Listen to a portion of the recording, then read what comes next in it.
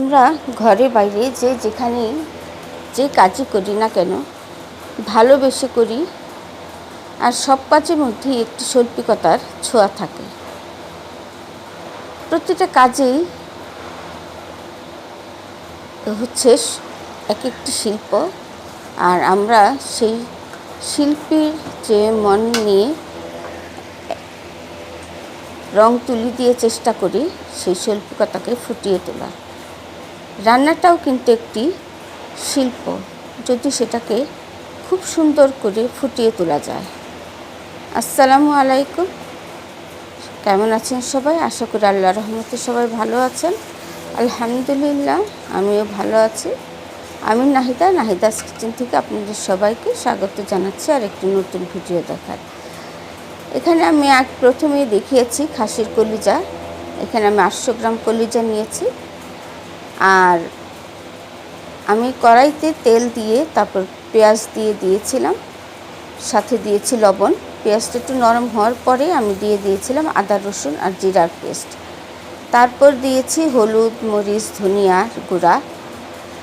আসলে আপনারা যার যার পছন্দ মতো মশলা দিয়ে নেবেন, কারণ কেউ কম রান্না করবেন, কেউ বেশি রান্না করবেন, সেজন্য পরিমাণটা ওইভাবে আপনারা না দেখে আপনাদের প্রয়োজন মতো মশলাটা দিয়ে নেবেন, পেঁয়াজ মশলা সেই রকম।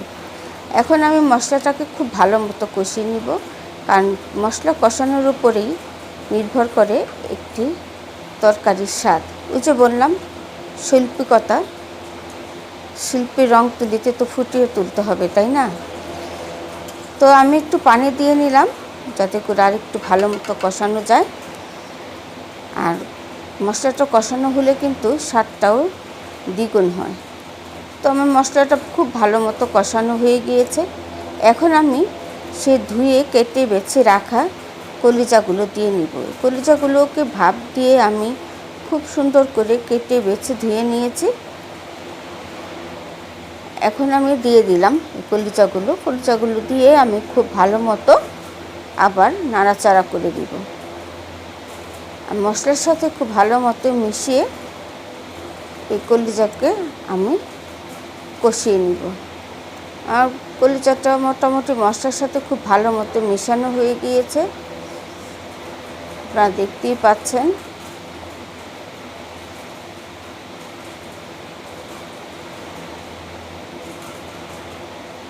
আসলে আপনারা দেখে বুঝে নিন, আমি খুব একটা কথা বলতে পারছি না, তাই এখানে আমি দিয়েছি শাহি গরম মশলা, যেটা আমার বাসায় তৈরি করা।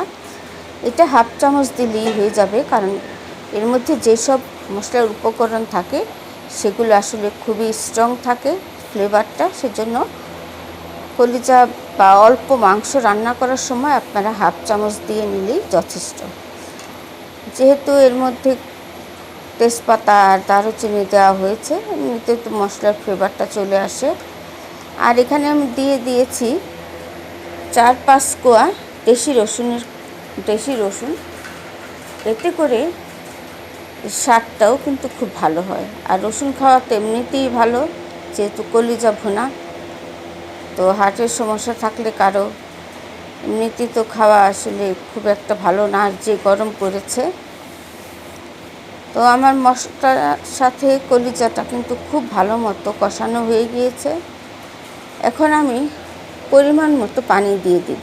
পানির পরিমাণটা আমি আপনাদেরকে বলছি না, আপনাদের পছন্দ মতো দিবেন। কেউ হয়তো একদম শুকনো ভুনা খান, আবার কেউ একটু গ্রেভি খান।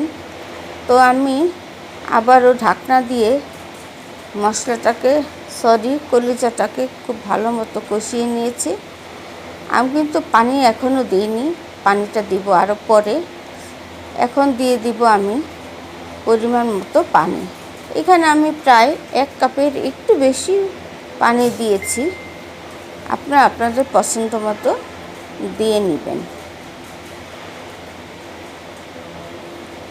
আর আমি যেহেতু খাওয়ার পরে ভয়েসটা দিচ্ছি, তো মাশাআল্লাহ আলহামদুলিল্লাহ এত মজা হয়েছিল যে আমার পরিবারের সবাই খেয়ে খুবই তৃপ্তি করে খেয়েছে, খুব ভালো বলেছে।